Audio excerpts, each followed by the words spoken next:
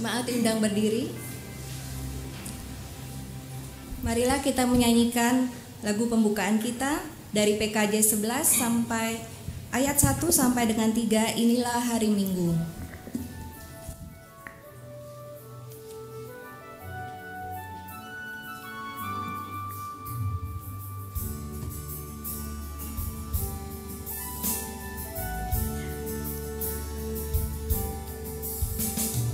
Inilah hari Minggu, hari Tuhan yang kudus. Semua orang percaya bergegas datang ke rumahnya.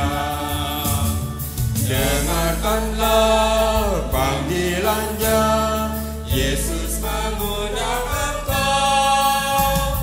Marilah orang percaya, marilah datang segera.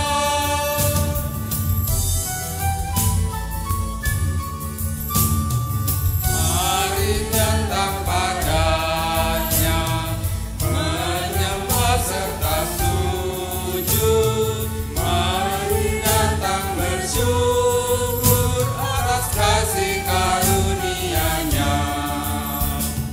Dengarkanlah panggilannya, Yesus mengundang engkau. Marilah orang percaya, marilah datang segera.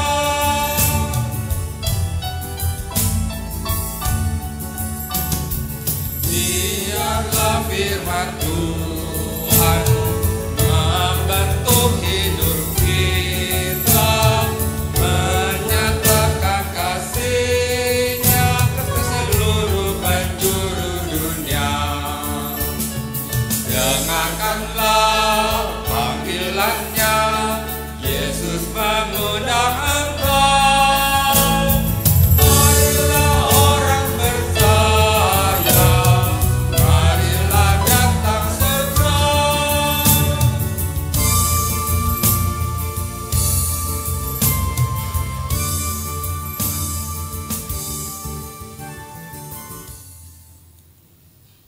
Kebaktian kita berlangsung di dalam nama Bapa dan Anak dan Roh Kudus. Amin.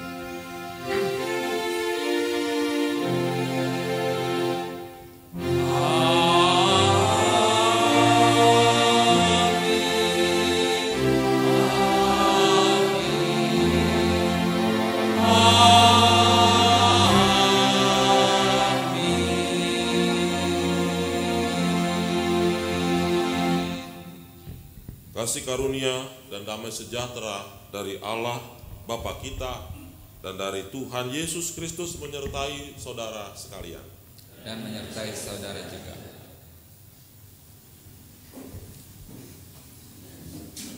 Tema dari ibadah kita pada hari ini adalah saat Allah menyingkirkan masalah. Lewat tema ini kita akan belajar bagaimana mengenal Allah kita lebih baik sebagai penolong yang sejati di dalam kehidupan kita. Biarlah lewat pemberitaan firman seluruh rangkaian ibadah pada hari ini kita boleh diperjumpakan dengan Allah, semakin mengenal Allah, semakin sayang dan semakin taat di dalam menjalankan firman-Nya.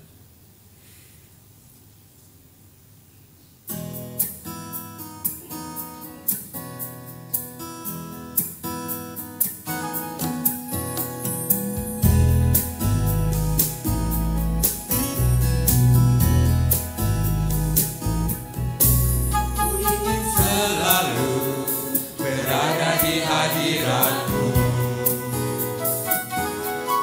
Aku ingin selalu berlindung dalam naungan-Mu.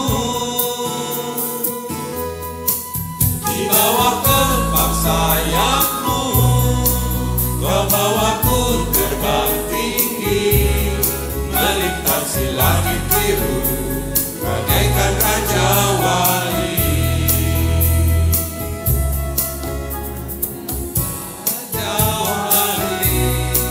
Melintasi gunung tinggi, bagai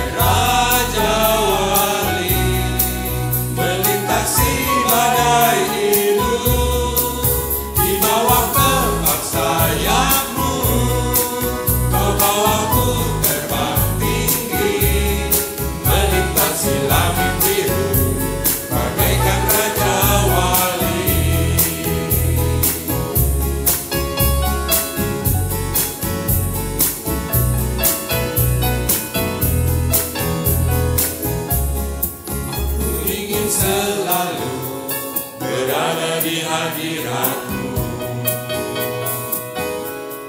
Aku ingin selalu berlindung dalam nama-Mu. Di bawah kepak sayap-Mu, membawaku terbang tinggi, melintasi langit biru, bagaikan raja wali. Bagai raja wali, melintasi gunung tinggi, bagai raja wali, melintasi badai hidup. Di bawah kepak sayap-Mu, membawaku terbang tinggi, melintasi langit biru, bagaikan raja wali.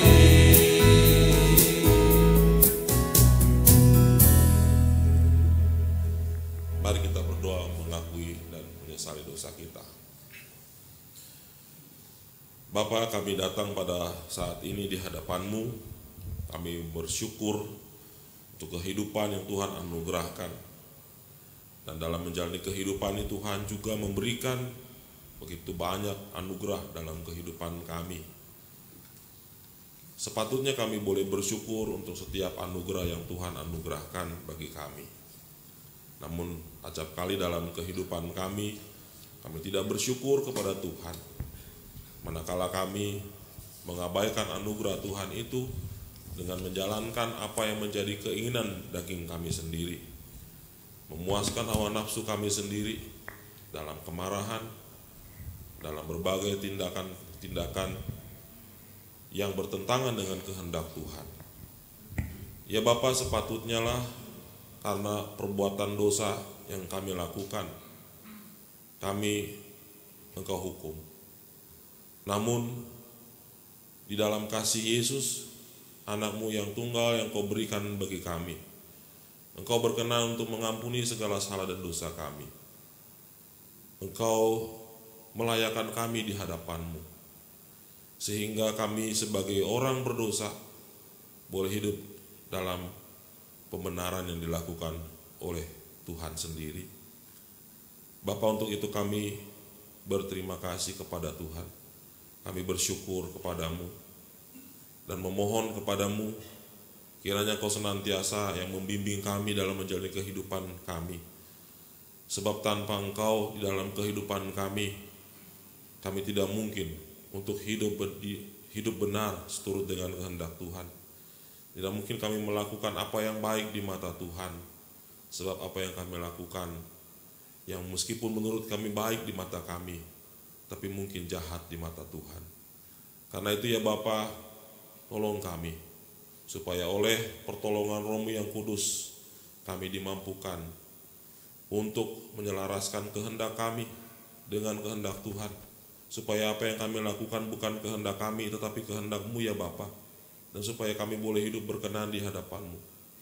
Biarlah dengan pertolongan Roh Kudus, kami boleh hidup dalam pembaruan kasih Tuhan, melakukan yang baik di mata Tuhan, sehingga kehadiran kami di tengah-tengah kehidupan ini boleh membawa damai sejahtera, boleh membawa berita Injil bagi sesama, sehingga dengan demikian kehidupan yang kami jalani bersama dengan orang lain menjadi lebih baik adanya di dalam kasih dan pertolongan dari Tuhan. Terima kasih Bapa dalam surga. Terima kasih untuk kasih, pengampunan dan pembaruan yang Kau nyatakan kepada kami di dalam Yesus Kristus dan melalui Roh Kudus. Terpujilah Engkau Bapa. Demi Kristus Yesus Tuhan kami berdoa kepadamu. Amin.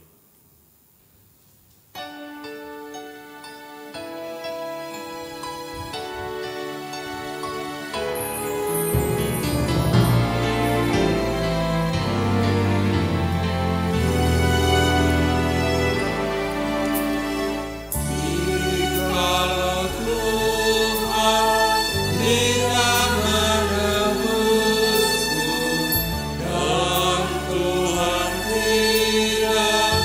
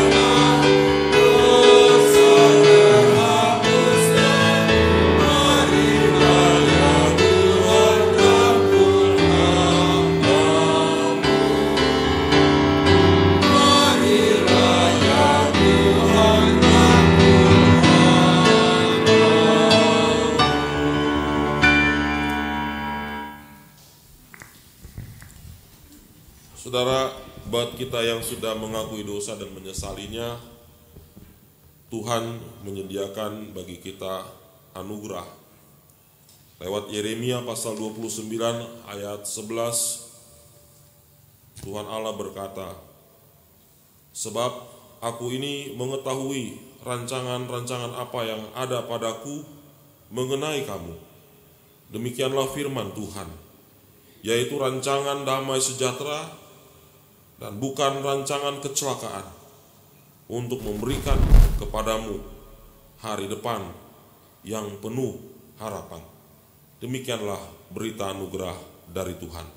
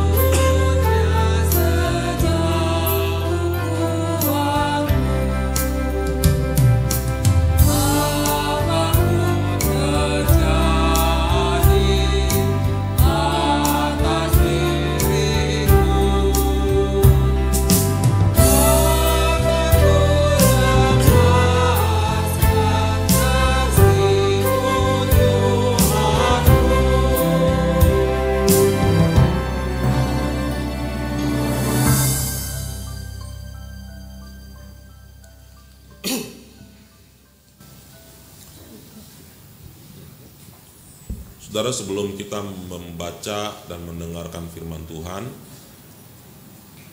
saya persilakan terlebih dahulu vokal grup The Heart untuk mengisi pujian.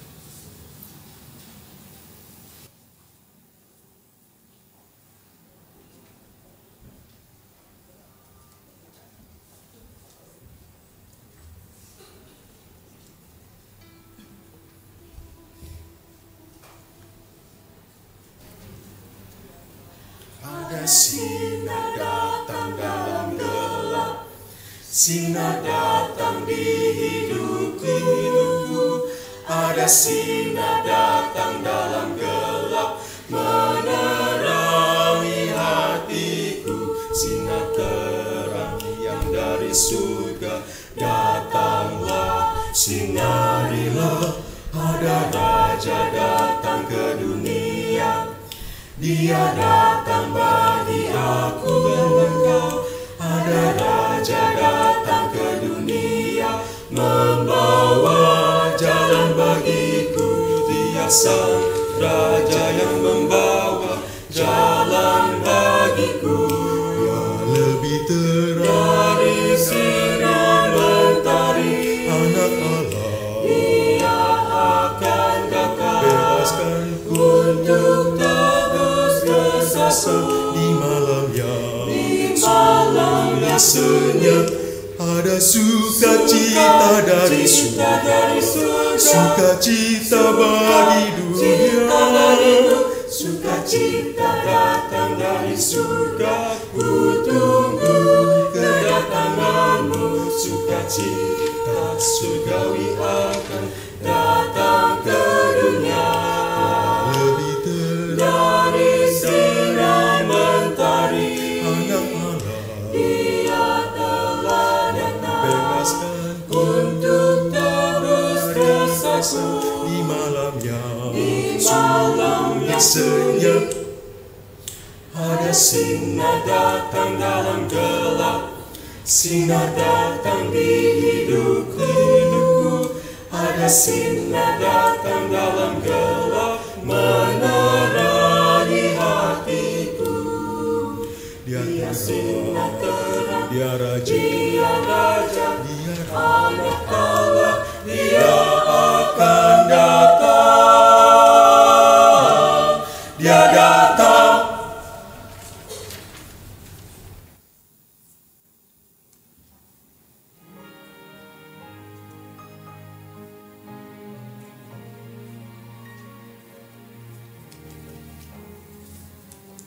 Mari kita berdoa.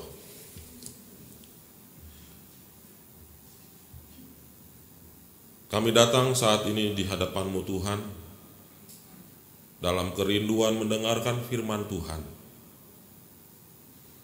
Kami menyadari manakala kami mendengar firman Tuhan, sesungguhnya kami tidak layak di hadapan Tuhan. Namun Engkau layak akan melayakkan kami ya Bapa, lewat pertolongan Roh Kudus yang menguduskan kami di hadapan Tuhan, yang melayakkan kami di hadapan Tuhan untuk mendengarkan firman Tuhan bagi kami, agar kami boleh mengerti apa yang menjadi kehendak Tuhan bagi kami untuk kami boleh lakukan dalam kehidupan kami, sehingga apa yang kami perbuat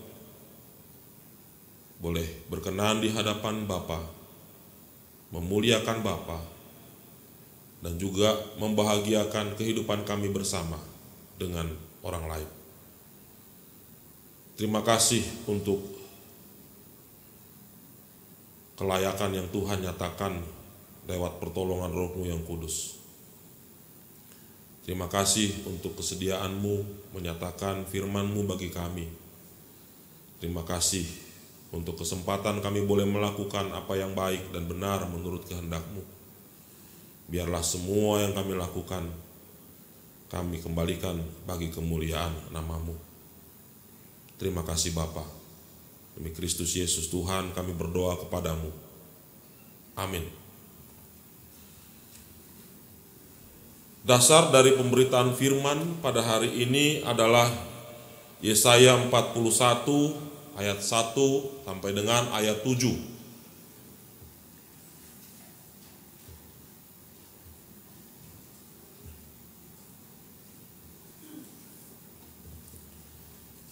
Yesaya 41 ayat 1 sampai 7. Dengarkanlah firman Tuhan. Dengarkanlah aku dengan berdiam diri. Hai pulau-pulau, Hendaklah bangsa-bangsa mendapat kekuatan baru. Biarlah mereka datang mendekat, kemudian berbicara. Baiklah kita tampil bersama-sama untuk berperkara. Siapakah yang menggerakkan dia dari timur? Menggerakkan dia yang mendapat kemenangan di setiap langkahnya, yang menaklukkan bangsa-bangsa ke depannya dan menurunkan raja-raja. Pedangnya membuat mereka seperti debu, dan panahnya membuat mereka seperti jerami yang tertiup. Ia mengejar mereka dan dengan selamat ia melalui jalan yang belum pernah diinjak kakinya. Siapakah yang melakukan dan mengerjakan semuanya itu? Dia yang dari dahulu memanggil bangkit keturunan-keturunan. Aku, Tuhan, yang terdahulu, dan bagi mereka yang terkemudian, aku tetap Dia juga. Pulau-pulau telah melihatnya dan menjadi takut. Ujung-ujung bumi pun menjadi gemetar. Mereka datang dan makin mendekat. Yang seorang menolong yang lain dan berkata kepada temannya, "Kuatkanlah hatimu." Tukang besi menguatkan hati tukang emas, dan orang yang memipihkan logam dengan martil menguatkan hati orang yang menempa di atas landasan. Ia berkata tentang patrian, "Itu baik," lalu menguatkannya dengan paku-paku sehingga tidak goyang. Demikianlah Injil Yesus Kristus. Berbahagialah mereka yang mau mendengarkan firman Tuhan dan yang memeliharanya. Haleluya.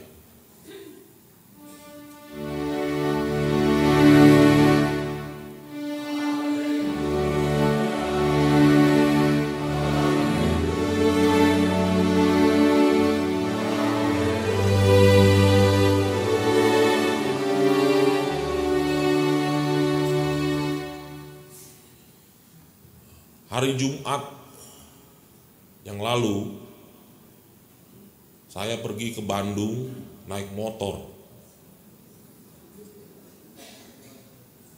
Saya membawa seorang teman lansia berusia 68 tahun. Kami ingin mengenang masa muda. Nekat ceritanya. Enggak disangka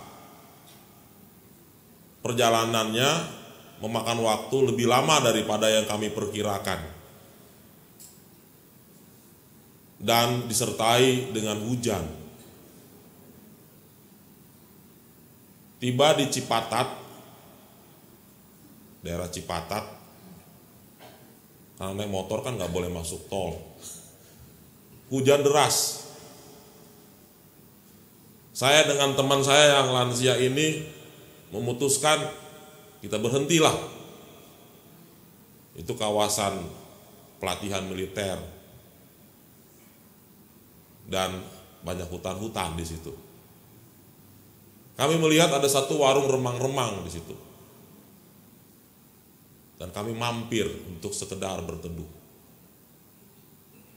Tidak dinyana, di dalam warung remang-remang itu ada beberapa orang pemuda pelontos sedang minum-minum. Ada yang mulai mabuk, ada yang setengah mabuk, ada yang masih belum error. Mereka segera memanggil kami untuk bergabung masuk dan menawarkan minuman kepada kami. Tetapi kami menolaknya dengan sopan. Dan ketika mereka bertanya, "Kenapa? Emang minum itu dilarang?" Teman saya yang lansia bilang, jangan ngomong sembarangan, itu pendeta. Dia nggak kenal nih Islam atau Kristen, dia bilang ini pendeta gitu kan. Hah? Begitu dibilang itu pendeta, itu orang-orang itu langsung salam saya, dia bilang, Horas Amang. Wah, saya kaget, ternyata orang Batak, saudara saya juga. Akhirnya berceritalah kami, curhatlah mereka. Saya bilang, saya bingung di daerah sini kok ada orang Batak ya, Kristen lagi, saya bilang. Iya Pak. Tapi di sini kami sudah 22 tahun bergereja di rumah. Dan tidak ada gereja di sini. Bisa begitu? Iya. Kami sudah berjuang, kami sudah berdoa. Wah, hebat juga nih pemabuk berdoa ya. Ya walaupun kehidupan kami begini, tapi kerinduan kami sama Tuhan itu masih besar. Jangan Bapak tanya, kami berdoanya di mana. Kami memang jarang ke gereja, mungkin cuma 1 tahun 1 kali. Tapi kami tetap berdoa supaya gereja itu ada. Supaya orang-orang seperti kami ini diselamatkan.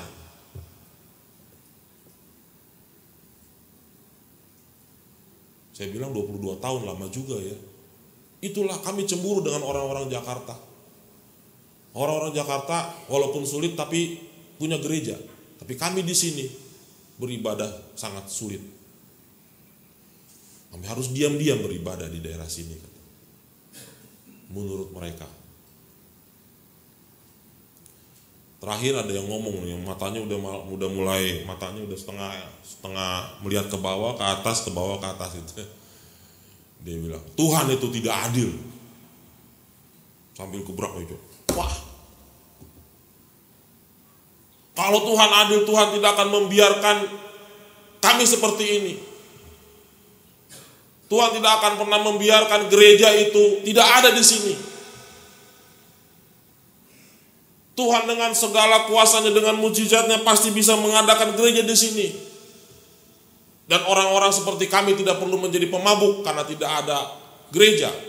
Dan pendeta cuma datang sekali-sekali di sini. Katanya begitu. Saya kaget juga ya. Suaranya kan keras kan, kalau orang Batak kalau ngomong kan apalagi udah mabok. Ya. Saya sempat terdiam. Teman saya yang lansianya juga terdiam jadinya dia. Mungkin dalam hati dia nyesel juga, kenapa mesti kasih tahu nih pendeta jadi begini kan. Curhat gitu kan, dan lama. Saya sempat terdiam. Dan ketika saya ingat peristiwa itu, dan saya merenungkan kembali firman Tuhan, saya melihat ada korelasi antara pengalaman saya hari Jumat itu dengan firman Tuhan yang diberitakan pada hari ini.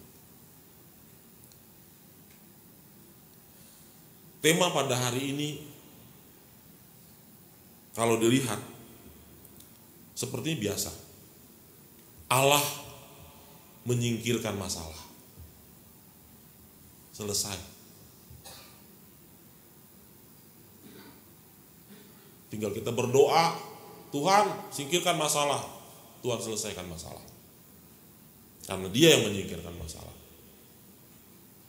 Tapi kalau kita kaji lebih dalam tema ini, Allah menyingkirkan masalah, sepatutnya kita bertanya, bagaimana Dia menyingkirkan masalah?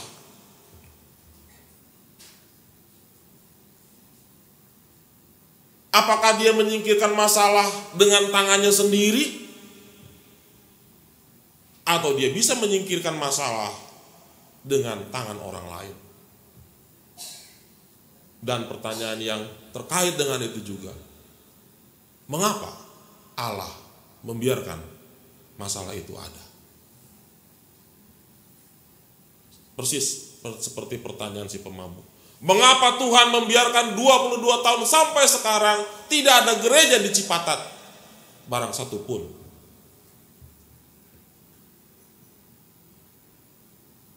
Saudara, untuk tema itu kita memakai teks Yesaya 41.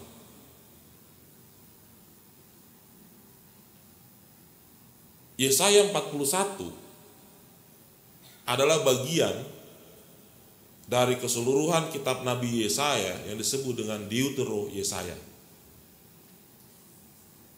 Yang pertama ada 3 bagian dari kitab Yesaya, 3 bagian besar. Bagian yang pertama disebut dengan Proto Yesaya. Itu jilid 1 dari kitab Yesaya. Pasal 1 sampai dengan 39. Sampai dengan 40. Lalu bagian yang kedua, jilid yang kedua, 40 sampai 55. Selebihnya Trito Yesaya. Ini dibagi begitu ya, karena sesuai dengan zamannya. Yang Proto Yesaya, yang jilid pertama itu ditulis atau diperuntukkan bagi orang-orang Kristen sebelum pembuangan. Deutero Yesaya 41 sampai 55 itu ditujukan untuk orang-orang Yahudi yang ada di pembuangan, bukan Kristen. Dan yang Trito Yesaya itu adalah ditujukan untuk orang-orang sesudah pembuangan. Jadi dengan kata lain, saya mau mengatakan bahwa konteks dari teks bacaan kita ini adalah awal pembuangan di Babel 568 sebelum Masehi. Pada waktu Asyur, ya, kalau kita bicara tentang kerajaan Asyur, itu kita bicara tentang Proto Yesaya atau jilid pertama, dikalahkan oleh Babilonia. Dan negara taklukan Asyur atau negara yang dibawa kekuasaan Asyur otomatis diambil atau menjadi jajahan dari Babilonia, termasuk Israel. Nah, kita bisa membayangkan apa yang terjadi dalam situasi pembuangan itu. Dan kita juga bisa tahu siapa-siapa yang dibuang ke Babel. Kalau kita membaca di dalam ayat yang ke-6 dan ke-7, ada tukang emas, ada tukang besi. Ini berarti orang-orang expert. Ya memang kalau nggak expert, untuk apa dibawa kan? Karena kan Babel kan ingin membangun kotanya. Nebukadnezar ingin maju negaranya. Maka orang-orang expert ini yang diambil. Tapi meskipun mereka expert, mereka tidak digaji sebagai profesional. Mereka tetap dianggap sebagai budak dan bekerja sebagai budak. Mereka tidak boleh memiliki hak milik. Namanya juga budak kan. Kerjanya kerja rodi. Kalau bisa gratis, ya gratis gitu. Bahkan dipaksa. Dan kalau kita membaca di dalam ayat 6 dan ayat 7, kuatkanlah hatimu. Lalu ayat 7, kuatkan orang yang memimpikan logam dengan martil, menguatkan hati orang yang menempa di atas landasan. Lalu dia berkata tentang patrian itu baik. Ini kan kata-kata yang menguatkan kan. Itu baik gitu. Itu mau mengatakan apa? Mau mengatakan bahwa situasi mereka sangat menderita. Tidak ada kepedulian dari orang yang mempekerjakan mereka. Kecuali mereka, di antara mereka sendiri sebagai orang-orang buangan yang bekerja di Babel, saling menguatkan. Dan situasi ini juga mau menandakan adanya satu hal yang sangat kuat di dalam hati orang Israel pada waktu itu, yaitu pengharapan dan penantian akan terwujudnya harapan dalam kehidupan mereka di tengah-tengah masalah yang sangat berat yang mereka hadapi pada waktu itu. Penantian akan seorang penolong yang sanggup membebaskan mereka dari situasi dijajah dan diperbudak oleh Babilonia. Pertanyaannya, siapa yang menolong? Nah, ini jawabannya dalam firman Tuhan pada hari ini. Menarik ketika membaca ayat 2, siapa yang menggerakkan dia dari timur? Berbagai referensi mengatakan yang dimaksud orang yang dari timur itu adalah Kores. Kores itu adalah raja Persia yang kelak mengalahkan Babel dan mengizinkan bangsa Israel pulang kampung untuk membangun kampung halamannya dan bait Allah mereka. Dialah raja yang dari timur itu, dialah sosok yang dari timur itu, yang digerakkan untuk mendapatkan kemenangan di setiap langkahnya, yang menaklukkan bangsa-bangsa ke depannya dan menurunkan raja-raja. Dialah Kores itu. Kores diketahui pada tahun 546 sebelum Masehi, dia sudah menaklukkan Raja Lydia. Lydia itu nama kota bukan nama orang. Di Yunani, Lydia. Dan menaklukkan ibu kotanya yaitu Sardis. Croesus, Raja Lydia pada waktu itu tunduk di bawah pemerintahan Kores. Croesus takluk dan itu membuka pintu bagi Kores, Raja Persia, untuk merangsak masuk dan menaklukkan raja-raja lain di Yunani kuno dan terus masuk sampai ke Asia kecil. Seperti saya katakan, kelak dialah yang mengalahkan raja besar dari Babilonia, yaitu Nebukadnezar. Dialah yang di dalam firman Tuhan dikatakan dengan pedangnya membuat raja-raja lain seperti debu, dan panahnya membuat mereka seperti jerami yang tertiup. Dialah yang mengejar mereka dan dengan selamat ia melalui jalan yang belum pernah diinjaknya. Dialah raja yang akan bangkit. Dialah harapan, dialah impian bagi Israel dalam situasi mereka terpuruk dijajah oleh bangsa Babilonia. Dengan kata lain, firman Tuhan mau mengatakan bahwa untuk menolong Israel, mengangkat mereka dari keterpurukannya karena dijajah oleh Babel, Tuhan memakai seorang raja lain yang notabene kafir seperti Kores.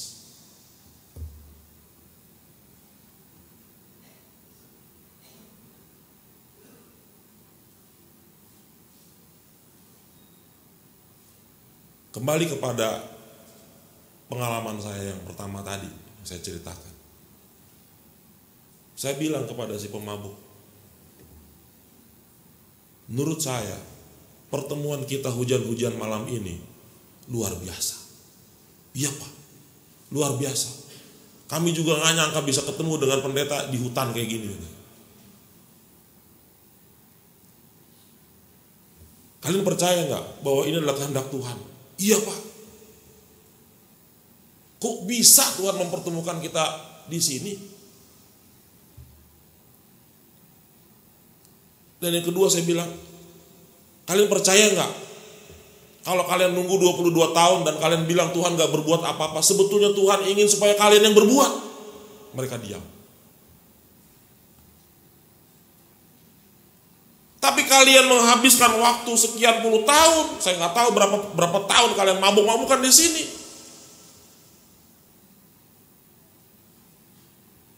Kalian mengisi waktu itu dengan kesia-siaan. Kalian mengharapkan penolong yang lain. Kalian mengharapkan Tuhan turun tangan. Padahal Tuhan mengharapkan kalian yang menjadi penolong.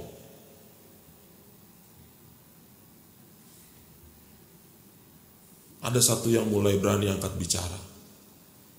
Bagaimana mungkin kami, Pak? Kami ini aja pemabuk-pemabuk. Kalau pagi angkat senjata, kalau malam ya teler, katanya. Kerja kami cuma bisa nembak orang.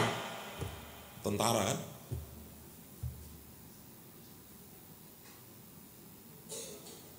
Untuk bela negara. Selebihnya senang-senang seperti ini. Masa kami, Pak? Iya, kalian. Saya yakin kalau hari ini kita bertemu dan kalian percaya ini adalah karena kehendak Tuhan, saya yakin juga dan percaya bahwa ada maksud dari kehendak Tuhan itu lewat pertemuan kita pada malam hari ini.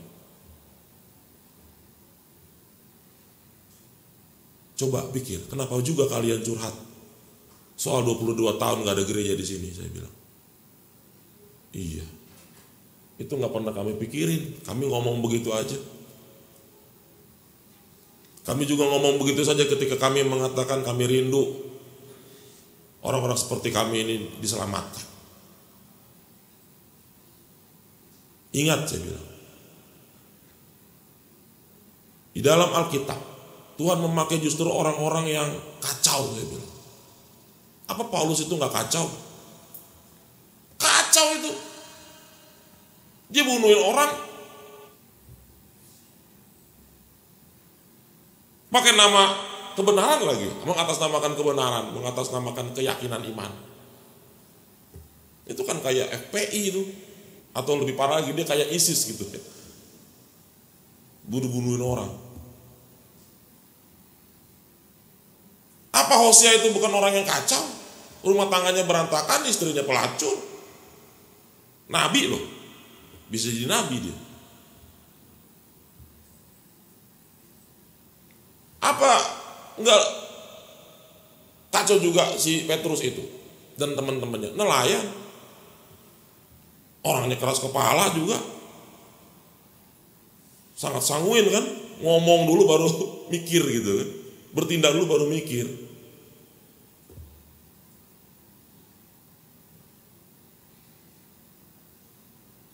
Musa itu dia kan yang bilang, aku sudah tua Tuhan, bagaimana aku bisa memimpin bangsa yang besar ini? Pilihan.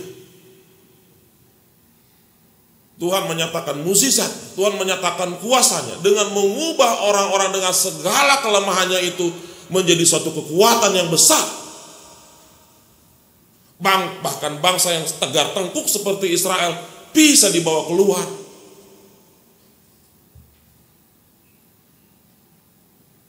Dari Mesir, perjalanan 40 tahun di padang gurun sampai ke Kanaan. Dibawa ke pemimpinan orang yang gak pede seperti Musa.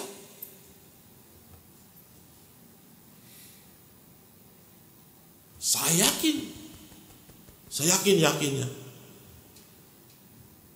kalian pun adalah alat di tangan Tuhan untuk membuka jalan bagi orang-orang Kristen di Cipatat ini, supaya mereka bisa lebih dekat mengenal Tuhan.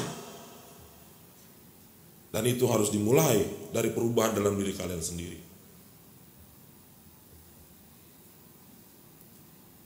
Kurang lebih percakapan itu berlangsung 3 jam.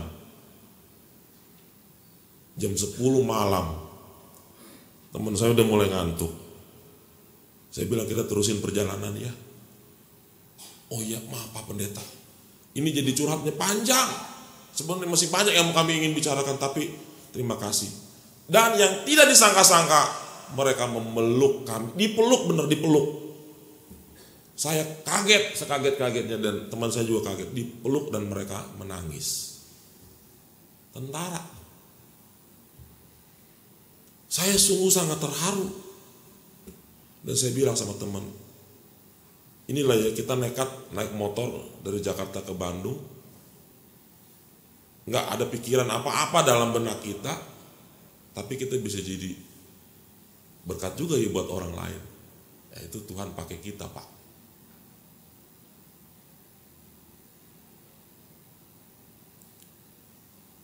Saudara, kalau Tuhan memakai Kores untuk menjadi pembebas bagi Israel, Tuhan juga bisa memakai kita. Jadi kita jangan hanya berdoa mengandalkan Tuhan, tunggu Tuhan untuk turun tangan. Bisa saja dia turun langsung menolong, bisa. Ya. Seperti Tuhan menolong Daud waktu menghadapi Goliat. Daud kan bilang, Tuhanlah yang berperang. Saya emang gak ada apa-apa, Tuhan yang berperang melawan Goliat. Tapi Tuhan juga bisa menolong dengan cara yang lain. Lewat orang-orang lain. Seperti Kores. Seperti para pemabuk yang saya temui beberapa hari yang lalu.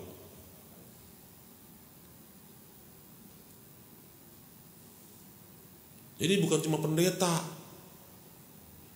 Bukan cuma hamba Tuhan.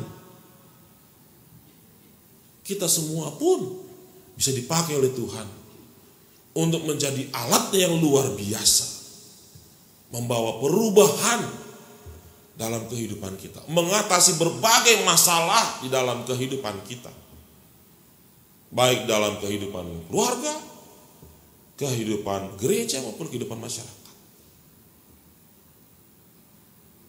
Satu pertanyaan, mengapa sebenarnya Tuhan membiarkan masalah terjadi dalam hidup kita? Saudara, ada satu ayat yang bagus menjadi referensi untuk itu. Dalam 2 Korintus 12 ayat 9. Ketika Rasul Paulus berdoa dan doanya tidak dijawab oleh Tuhan, lalu dia mendapatkan jawaban dari Tuhan.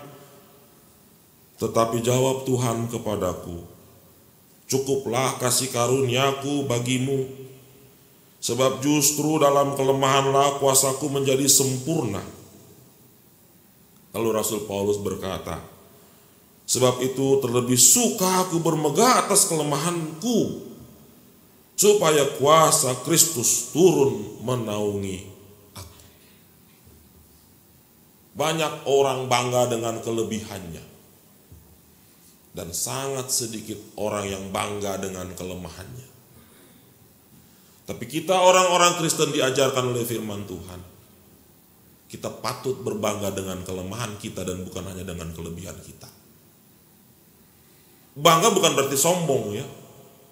Bangga dalam pengertian karena dengan kelemahan kita itu kita menjadi sadar bahwa kita membutuhkan Sang Penolong, yaitu Tuhan. Dan ketika kita sadar bahwa kita membutuhkan Tuhan, maka kita akan membuka diri bagi pertolongan Tuhan. Dan itulah momen di mana kita bisa merasakan arti dari kehadiran Tuhan di dalam hidup kita. Itulah momen di mana kita bisa merasakan bagaimana Tuhan memberikan kekuatan, memberikan power kepada kita. Bukan cuma sekedar inspirasi,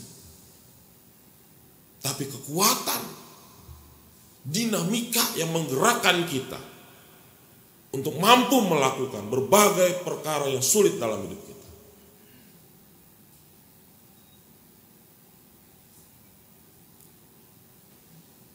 Jadi jangan menyesali nasib dengan mengatakan siapakah aku, apakah aku. Mana mungkin aku? Karena firman Tuhan mengatakan bisa memakai siapapun untuk menjadi alatnya, menjadi pembebas dari masalah yang dihadapi oleh umat Tuhan. Tuhan kita itu adalah Tuhan sejarah. Dia adalah Tuhan masa lalu, Tuhan masa kini, dan Tuhan masa depan. Dia bukan hanya hadir dalam sejarah kehidupan kita, tapi dia juga yang menentukan arah sejarah kehidupan kita. Dan kalau kita percaya bahwa Tuhan yang menentukan arah sejarah kehidupan kita dari dulu, kini, dan nanti, maka kita juga harus yakin percaya bahwa tidak ada satu hal pun dalam kehidupan kita yang di luar kendali Tuhan. Semuanya ada dalam rancangan Tuhan. Dan sengaja saya mengutip Yeremia 29 ayat 11 tadi yang mengatakan, aku tidak pernah memberikan rancangan kecelakaan padamu, karena aku memberikan rancangan damai sejahtera. Aku memberikan hari esok penuh harapan. Jadi saudara-saudara, marilah kita optimis, jangan pesimis. Optimis karena kita punya Tuhan yang luar biasa. Optimis karena bukan hanya Tuhan mau menjawab doa-doa kita dengan turun tangan langsung menyelesaikan masalah kita, tapi juga optimis karena Tuhan ternyata bisa memakai orang-orang seperti kita untuk menjadi agen-agen perubahan, menjadi agen-agen keselamatan, menjadi agen-agen pembaharu dalam kehidupan kita.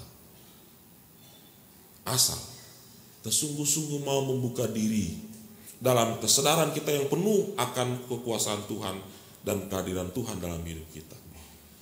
Bahwa Dia hadir,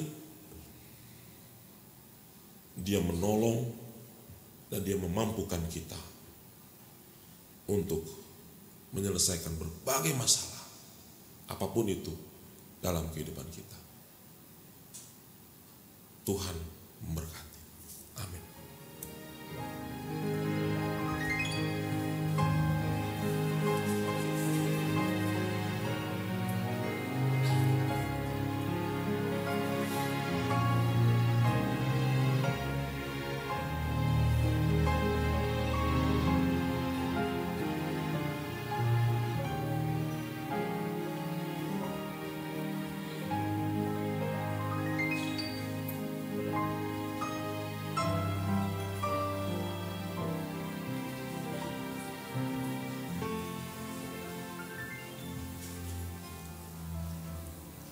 Marilah bersama dengan umat Allah di masa lalu, masa kini, dan masa depan, kita ikrarkan kembali pengakuan pada baptisan kita menurut pengakuan iman rasuli. Aku percaya kepada Allah, Bapa yang Maha Kuasa, Khalik langit dan bumi, dan kepada Yesus Kristus, Anak yang tunggal Tuhan kita, yang dikandung daripada Roh Kudus, lahir dari darah Maria, yang menderita sengsara di bawah pemerintahan Pontius Pilatus, disalibkan, mati dan dikuburkan, turun dalam kerajaan maut. Pada hari yang ketiga, bangkit pula di antara orang mati, naik ke surga, duduk di sebelah kanan Allah, Bapa yang Maha Kuasa. Dan dari sana Ia akan datang untuk menghakimi orang yang hidup dan yang mati. Aku percaya kepada Roh Kudus, gereja yang kudus dan am, persekutuan orang kudus, pengampunan dosa, kebangkitan orang mati, dan hidup yang kekal. Amin.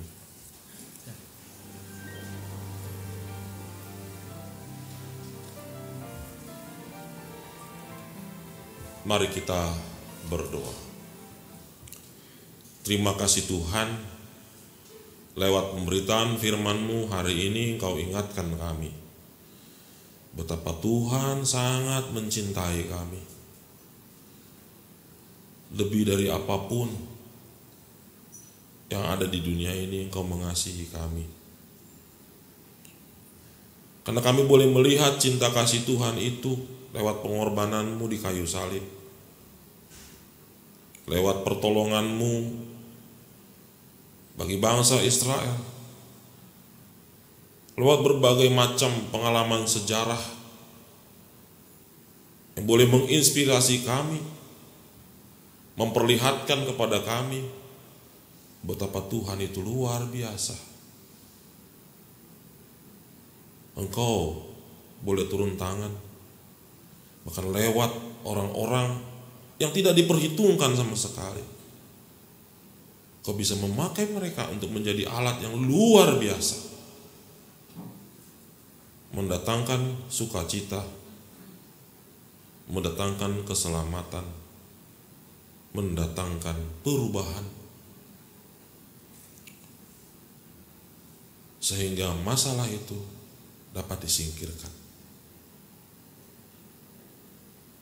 Karena itu Tuhan, kami bersyukur karena kami boleh memiliki Tuhan yang sungguh hebat, yang memampukan setiap orang dengan segala kekurangan, dengan segala kelemahannya untuk mengatasi berbagai macam masalah yang bahkan sulit dan di luar logika. Terima kasih untuk kemampuan itu ya Bapa. Biarlah kami dengan kesadaran itu semakin belajar untuk merendahkan hati kami di hadapan Tuhan. Bahwa dengan segenap kemampuan, dengan segenap kekuatan yang Tuhan berikan, itu adalah anugerah dari Tuhan yang luar biasa bagi kami, yang tidak boleh kami sia-siakan. Harus kami manfaatkan betul-betul untuk kemajuan, untuk perubahan di dalam kehidupan kami, tengah-tengah keluarga, di dalam pelayanan di gereja maupun di tengah-tengah masyarakat, dimanapun Tuhan menempatkan kami menjalani hidup. Terima kasih Bapa dalam surga. Terima kasih juga untuk setiap masalah yang Tuhan izinkan ada dalam hidup kami, yang menolong kami untuk belajar, semakin mendekatkan diri kami kepada Tuhan, semakin mengandalkan Tuhan dalam hidup kami, dan semakin berusaha juga dengan segenap kemampuan yang Tuhan berikan bagi kami untuk membawa perubahan hidup. Bapa dalam surga, kami berdoa bagi gerejamu di sini, yang dalam rangkaian mengingat 30 tahun Tuhan menghadirkan GKI Kafling Polri di sini untuk melayani, untuk menjadi bagian dari masyarakat, untuk membawa berkat dan sukacita bagi jemaat dan simpatisannya. Tuhan, 30 tahun Tuhan mengizinkan gerejamu untuk berkarya. Tentu banyak pengalaman, banyak suka duka yang dialami oleh jemaatmu di sini. Tapi biarlah setiap momen pengalaman itu menjadi sesuatu yang berharga, menjadi sesuatu yang mengingatkan kepada kami semua bahwa kalau Tuhan mengizinkan 30 tahun pelayanan gerejamu di sini menjadi pertanda bagi kehadiran Tuhan, menjadi pertanda bagi kekuasaan Tuhan nyata dan hadir bagi jemaatmu, menjadi pertanda kehendak Tuhan menghadirkan sukacita bagi jemaat, simpatisan, dan masyarakat di sekitar gereja. Sebab itu tolong hamba-hamba Tuhan, Pendeta Yael, para penatua yang terhimpun dalam kemajelisan, para pengurus komisi, para aktivis, dan semua mereka yang terlibat dalam pelayanan, bahkan juga anggota jemaat Tuhan, supaya kami semua boleh bergandengan tangan dan saling bahu-membahu untuk membawa perubahan, membawa kemajuan untuk menyelesaikan berbagai macam masalah yang ada di tengah-tengah kehidupan bergereja dan berumah tangga, bermasyarakat, sehingga lewat perubahan-perubahan yang dihasilkan, semua orang boleh datang kepada Tuhan, bersyukur, dan mengakui Tuhan sebagai sosok yang luar biasa di dalam kehidupan mereka, yang melahirkan rasa hormat dan takut akan Tuhan dalam kehidupan mereka. Terima kasih Bapa dalam surga untuk anugerah dan penyertaan-Mu bagi jemaat-Mu. Kami berdoa juga bagi mereka yang sedang dalam keadaan sakit, yang mengharapkan uluran tangan kasih Tuhan. Jamahlah mereka ya Bapa. Berikanlah kesembuhan bagi mereka. Tolonglah para dokter, juru rawat, bahkan seluruh peralatan medis yang dipergunakan dan obat-obatan yang dikonsumsi menjadi sarana yang luar biasa di tangan kasih Tuhan untuk mendatangkan kesembuhan bagi saudara-saudara kami yang sakit. Tuhan juga berkati keluarga mereka. Berikanlah kekuatan, berikanlah juga penghiburan bagi mereka, supaya di tengah-tengah upaya mereka menolong sanak keluarga mereka yang sedang sakit, mereka pun boleh tetap bersuka cita di dalam Tuhan. Tuhan pelihara mereka dengan kasih-Mu, sehingga mereka boleh tetap kuat dan boleh tetap memberikan perhatian dan kasih kepada saudara-saudara kami yang sedang sakit. Dan biarlah itu juga boleh menjadi alat untuk kesembuhan di tangan Tuhan, membawa harapan bagi pasien untuk disembuhkan. Kami berdoa juga buat mereka yang mengalami pergumulan tengah-tengah kehidupan keluarga, pekerjaan. Tuhan, tolonglah mereka. Bagi mereka yang belum mendapat pekerjaan, kiranya Tuhan memberikan jalan bagi mereka supaya mereka boleh mendapatkan pekerjaan dan penghidupan yang layak. Bagi mereka yang sudah bekerja namun saat ini juga sedang menghadapi kesulitan dalam pekerjaan mereka, Tuhan juga tolong supaya mereka dengan hikmat yang daripada Tuhan dapat menyelesaikan masalah-masalah dalam pekerjaan mereka. Tuhan, Engkau yang menghadirkan para sahabat, Engkau yang menghadirkan pasangan hidup, Engkau yang menghadirkan anggota keluarga, anak-anak, mertua, dan semua orang di sekitar saudara-saudara kami yang sedang menghadapi masalah. Biarlah melalui kehadiran mereka ini, mereka boleh menolong saudara-saudara kami yang sedang dalam kesulitan, khususnya dalam pekerjaan, sehingga dengan kerjasama bahu-membahu boleh membawa solusi atas masalah-masalah yang dihadapi. Terima kasih Bapa untuk anugerah-Mu. Dan pada saat ini juga Bapa, kami ingin menaikkan doa yang sudah Tuhan Yesus ajarkan kepada murid-murid Tuhan. Kita sama-sama mengucapkan doa Bapa kami. Bapa kami yang di surga, dikuduskanlah nama-Mu, datanglah kerajaan-Mu, jadilah kehendak-Mu di bumi seperti di surga. Berikanlah kami pada hari ini makanan kami yang secukupnya, dan ampunilah kami akan segala kesalahan kami, seperti kami juga mengampuni orang bersalah kepada kami. Janganlah membawa kami dalam pencobaan, tapi lepaskanlah kami dari yang jahat, karena Engkau-lah yang punya kerajaan dan kuasa dan kemuliaan sampai selama-lamanya. Amin.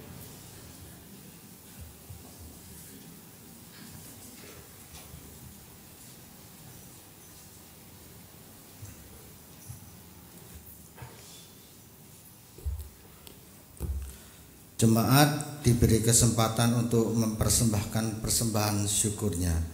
Nat persembahan diambil dari Mazmur 107 ayat yang ke-21 sampai 22. Demikian, biarlah mereka bersyukur kepada Tuhan karena kasih setianya, karena perbuatan-perbuatannya yang ajaib terhadap anak anak-anak manusia.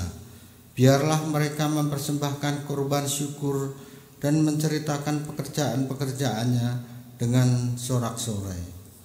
Sambil kantong kolekte diedarkan, marilah kita menyanyikan lagu dari PKJ 145 ayat 1 sampai 4. Aku melangkah ke rumah Tuhan.